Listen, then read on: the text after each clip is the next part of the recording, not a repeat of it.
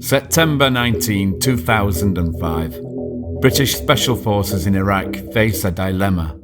Two of their men have been kidnapped and beaten by local Iraqi police during an undercover operation in Basra, and their lives are hanging by a thread.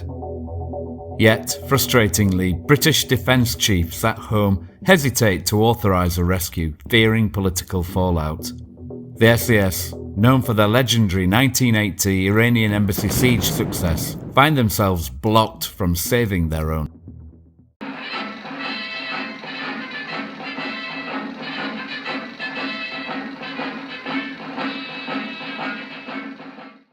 Things go arse up.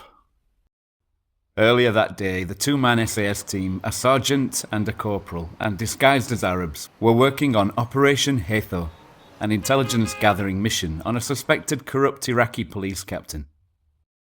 As they completed their mission, their car unexpectedly ran into a police checkpoint. But this was no routine stop. Local police had been tracking them. A firefight erupted, killing one officer and wounding others. The SAS team tried to flee, but their vehicle was outmatched. The two men radioed for help before being captured and taken to the Jamiat police station.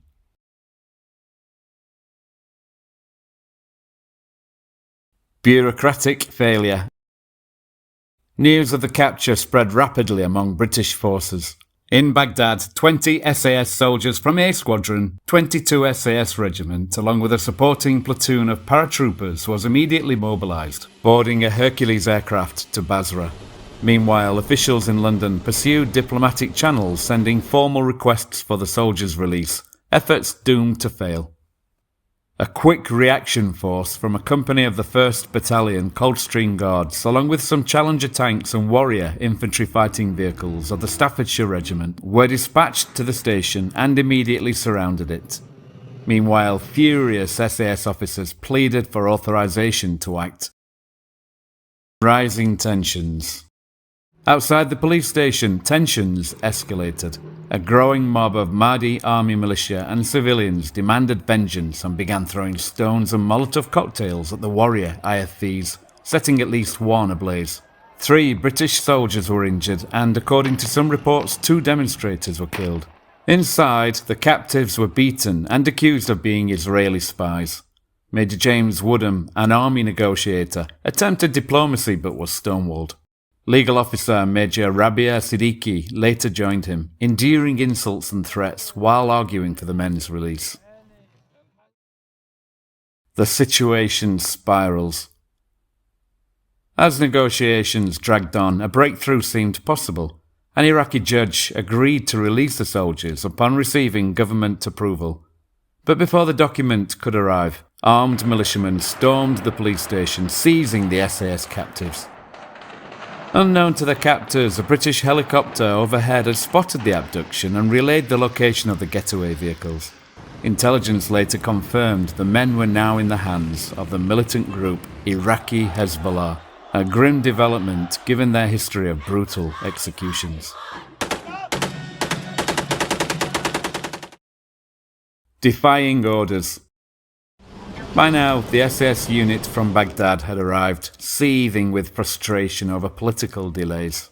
Finally, defying Whitehall's inaction, they got the green light. Though from whom remains unclear. Some suggest the 22 SAS commander, Lieutenant Colonel Richard Williams, made the call himself, while others credit Brigadier John Lorimer, commander of 12th Mechanised Brigade. Either way, in defiance of Whitehall, the operation was on. British Challenger tanks and Warrior armoured vehicles smashed through the walls of the Jamiat police station in a dramatic assault, drawing attention away from the true rescue site.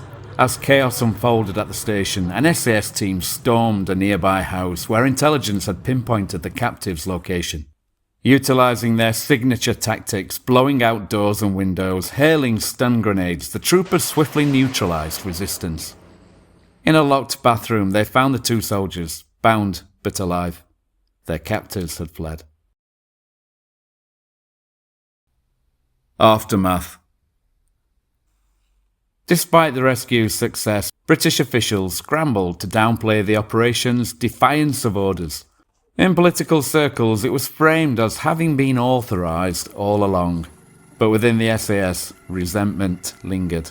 They knew the truth. Their mission had been hindered by political dithering, and they had acted in defiance to save their own. One senior officer, disillusioned by the lack of decisive leadership, later resigned. The SAS had proven once again that fortune favours the bold. But as their motto goes, who dares wins, a principle made far more difficult when orders from above threatened to tie their hands. The broader implications. The Basra rescue operation not only highlighted the tension between military command and political leadership, but also exposed the fragility of the British occupation in Iraq. The fact that local police, supposed allies, had collaborated with Shia militias underscored the challenges of maintaining order in a fractured and volatile country. For the SAS, this mission reinforced their long-held belief in acting decisively under pressure. Though constrained by political considerations, the daring rescue demonstrated their commitment to the principle that no comrade should be left behind. The event also had long-term consequences. British relations with Iraqi authorities were severely strained, and it became increasingly clear that maintaining a military presence in Basra would only grow more dangerous. As British forces eventually withdrew from Iraq in 2009, the Basra rescue stood as one of the most daring and controversial operations of the conflict. It was a stark reminder that even the world's most elite forces sometimes have to fight not just the enemy, but their own government to complete the mission.